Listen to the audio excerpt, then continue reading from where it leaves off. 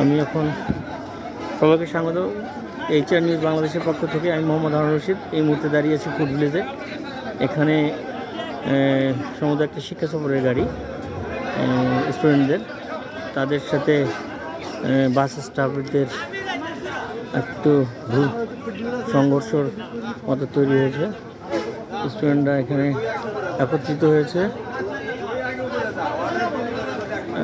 বেশ অনেকক্ষণ ধরেই এখানে একটা হট্টগোল চলছে। ইতিমধ্যে আইনশৃঙ্খলা রক্ষাকারী বাহিনীর লোকজন এসে উপস্থিত হয়েছে। পরিস্থিতি কিছুটা স্বাভাবিক, কিন্তু উত্তেজনা বিরাজ করছে। এখানে স্টাফরা বেশ উত্তেজিত, একদিকে ছাত্ররা বেশ উত্তেজিত।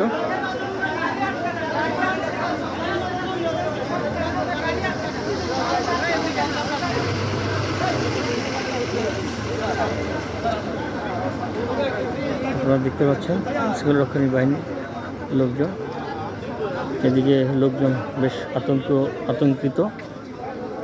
মনে হচ্ছে পরিস্থিতি স্বাভাবিক এই মুহূর্তে। কথা বলছেন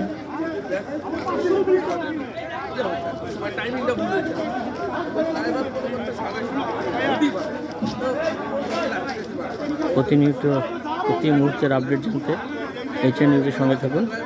আমি মোহাম্মদ হারুন রশিদ। এই মুহূর্তে অবস্থান করছি ফুড ভিলেজের সামনে।